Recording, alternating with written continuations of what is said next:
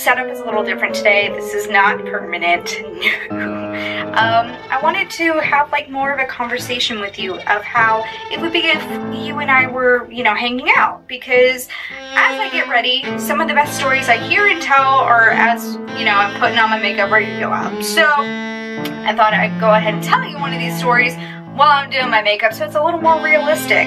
And I couldn't bring my big lights into my very tiny bathroom, and the only light that can really fit is this one blaring white lamp, and my lighting is terrible without it. I mean, yeah. I'm going to put on my makeup because I'm going out, and I'm going to share this story with you because it's been a while since one of these videos and y'all seem to like these. If you like to enjoy my torture, thanks! So, let's get the conversation going. So, do you remember me telling you in like one of my first videos of This Is Why I'm Single, I said that 2009 was a fucking shit show? Well, we're gonna start delving into 2009. So 2009 is actually my first year of college at like university, like the first full year. Mind you, I started in the fall of 2008, so it's like technically I started in 2008, but first full year actually doing my degree. If you have seen my video of me reacting to my music, you might remember me talking about this just a vague bit.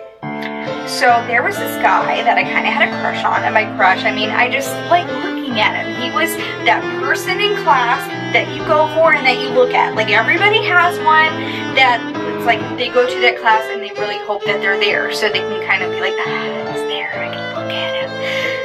He was that guy. So he would always walk in and he was carrying his instrument, and I was like, ooh, who's that? And it was kind of funny because we had this whole semester of a class together in 2008, and I think I talked to him like once or twice. That was like all the like courage that I had, because it was really weird. He was down in the very front, I was always in the back, because duh, people in the back are cool. So a lot of times he'd like rush out of class and it took me forever to get down the steps and get out, and then he was already gone. So I think I like learned his name and like what his major was going to be, because pretty much if you were taking this class you're going to be kind of in the same major. I touched him a couple times, and if you saw that video, wrote a song about him a little bit, kind of, yeah, that's who it was based on. About as far as it went, and we were both going to start in the spring in the same profession. Here's 2009. I am in the basic classes for my major, and he's in like, yeah, he was in like a couple of my classes, at least two or three. So I was just like, oh, I miss someone, like, talk to him a little more, and because, you know, this class was hard, and it's basically one of those classes where you really get to know your classmates because you're all fucking struggling, and so you all help each other. So it's like if someone gets something, they try and, you know, show it to you and vice versa, and, you know, figuring out the homework. This was like a group project for the whole class, because like that was the only way you were going to survive. Had all the oh, that's what it was! I remember now. Okay, so in the class, like, we had the books, and there was like this extra book that had like homework in it, and so it was like these sheets that you rip out. So it's like you can only use the book once, like, fuck. And so a lot of people didn't actually buy that book because they were just hoping they could get copies of it. And so of course I bought it, and he was needing copies, and so I would like scan it to him or print it out, and I give it to him, and he was like, oh, I was like, I know. Anyway, I like saved the fucking day, and every once in a while, like, cause he had an older book, like I'd send like the differences, because sometimes we'd add like new passages or something, or new practices, and so he didn't have those, I had them. Fast forward, it is Valentine's Day, and I'm doing my usual very sad posts about how I'm alone on Valentine's Day. And so I always, well, I used to, I don't fucking do it anymore, Jesus Christ. Netflix is my bitch. I used to always dress up, look nice, just in the hopes that maybe something would happen. And so I was dressed up, and I posted about this on Facebook because that's what you did. in 2009. So I had posted, like, you know, nowhere to go or whatever. And so he was like, you should come over and watch a movie. And I was like, cool. So I went over, and he's like roommates with like people from his band. We're watching Alpha Dog, which by the way was a bad choice because there's a really sad scene with Justin Timberlake that always makes me cry. And so I'm trying not to be like a little bitch, and I'm like tearing up because it's a fucking sad part. Anyway, so we're watching this, and then eventually I guess his roommates go to bed, and we're just like hanging out talking. We were saying something, and he was like, well, you know, at least you're not alone on Valentine's Day anymore. And then we kissed. So we kissed, and it was fun. And, you know, went back to his room, kissed some more. And then, of course, I had to leave early because I had class in the morning. And that's the kind of person I was. So I was like, I'd stay, but you know, I have like an 8 o'clock class, so I gotta go. And so I left. The only thing that we had planned was he was having a party, like, I think the next weekend. He was like, oh yeah, come out and we'll hang. Cool. So it was like the next day in classes, and he like came up and awkwardly talked to me, and he was like, hey, how's it going? And I was like sitting there with my friend, and I was like, I don't know what to say because I don't know what's going on. Fast forward again. We're now at the party, and I fucking bring my Smirnoff because that's the kind of girl I was in 2009. Honestly, I just like, I hadn't gotten the taste of beer yet, and I was too impatient to do it at that point. And I'm hanging out with like his roommates and stuff, and then he goes off and like disappears or something, and I'm hanging out because like they have like a fucking old N64 set up and like all these old games, and so I'm like, I'm fucking into that. And there was this dude that I recognized from classes, and we were talking, and his buddies come up and they're like, hey, I'm really sorry. And I'm like, what? Like, I'm completely oblivious. I don't know what's going on. Like, why are you apologizing to me? And as I'm turned, I can see him come out of his bedroom with this girl. And it's very fucking obvious when someone just fucks someone. And so I was just like, oh, that's why you're fucking apologizing. Because you know what? All of them loved me. Of course they fucking did. Everybody fucking loves me, especially moms. Save one. And then he like kind of makes eye contact with me, and it's like super fucking weird. And so I just like fucking whatever. Cause like what am I thinking? Like I'm not gonna make a fucking scene. I'm not that girl. I might do it on Facebook, but I'm not that girl. I will not do it in person. Not unless I'm really drunk. So I'm playing games, and that guy that I saw from classes, like that was the start of like our best friendship. Unfortunately, we do not talk anymore because he got a girlfriend, but you know, he's one of those people that like, once you start talking again, like you catch up right away. So I'm not really worried about it. Hey! And I know at some point they had like a keyboard set up, and so I was like playing the piano, and this bitch like comes up and like starts talking to me, and I'm like, the interesting twist of events was this girl that he was with, one, I later heard that she had something that could be passed on. Two, we were actually friends, and so we were going to parties and stuff later, like together. And so it was really funny when he saw that we were hanging out. I think he was like afraid that we were like swapping secrets, which, did we? Did we swap secrets? We did. There's nothing to share.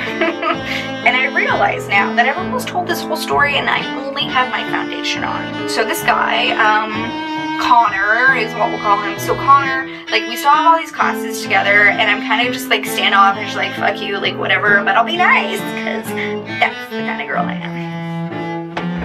I'm a lot of different girls apparently, but super nice. There's one point like where he was trying to help me with chords, and chords were very new to me because I played violin. We don't really do chords. We play one note of a chord. So since he played an instrument that actually played chords, it was a little easier for him to understand them. great for you.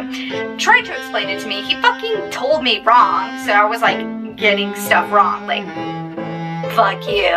And one of the things that just like made me feel so much better is that he failed class. And I didn't. The person that couldn't do it passed the class. And so because he failed that class, he was like a year behind. Because we were like starting at the same time, the same degree. I graduated a year before him. Believe me, oh, it feels so good. So good. So you would think that this is where it ended because I graduated, never really saw him again, and I moved away from that town, and then where I live now, I have no reason to see him. We're literally at least 2 hours apart. So I was visiting a town that like I went to college in. I was in town to meet one of the guys from the other This Is Single. I was in town. He fucking didn't show up. And so I called one of my friends and I was like, hey, like, are you free? I'm in fucking town. I have nowhere to go and I need a fucking drink. And like my fucking friend answered, the one that we were playing N64 with at this party. Like he fucking texts me back and he's like, hell yeah, I'm coming. And I'm just like, that is what a friend should be. Like, holy fucking shit. So he shows up, we get drinks, and I'm just like so upset. He's like, hey, like if this dude is like a fucking dick, I'm going to a Halloween party, because that's why I was there. I was there for Halloween. I like was in a costume that this guy was gonna like so fucking stupid. Anyway, and so he's like, you should come, like call me if, you know, something doesn't happen. And I'm like, cool.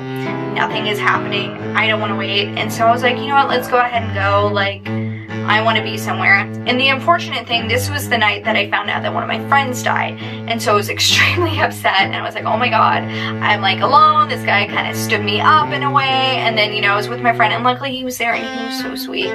We went to the party. I didn't know anyone except him.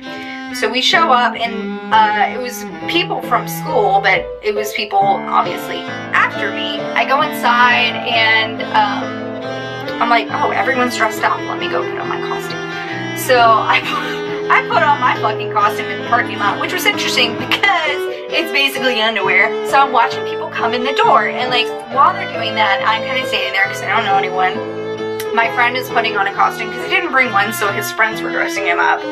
I'm also playing Snow White because there's a dog at the party, and that means I'm going to hang out with the dog the whole party. So the door opens, and there like a devil mask and like a cape comes in, and this girl dressed like a hooker. She was dressed very slutty. I mean, little to the imagination, and what little was covered up, I could figure it out from outlines.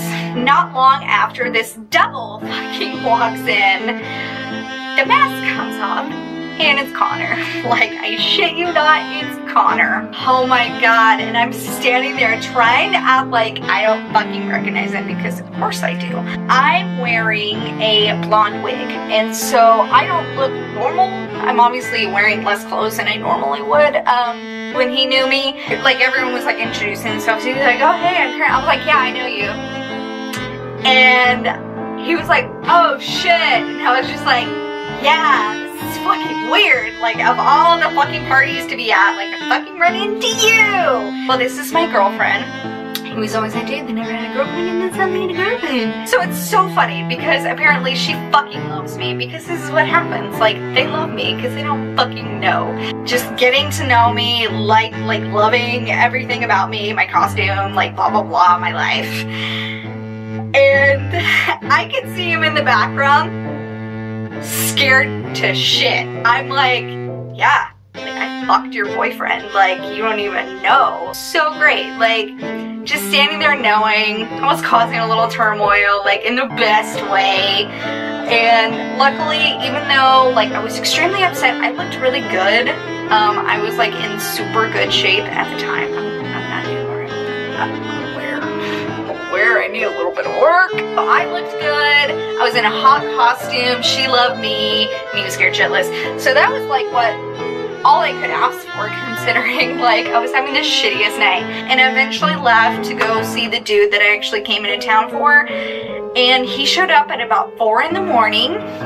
And I think I left the party at like 2, so I think I was sleeping in my car for about 2 hours crying to myself because of my friend, and he shows up and he's just like, it was shitty. It was such a shitty night. And it's funny that the last time I saw him was one of the worst weekends of my life, but there was one thing I did figure out is, one, do not travel for someone that does not appreciate you. Two, sometimes that's the best way you find out who does appreciate you. And three, sometimes you just happen to run into your ex and you look good. But there is one thing I know for sure. This is why I'm single.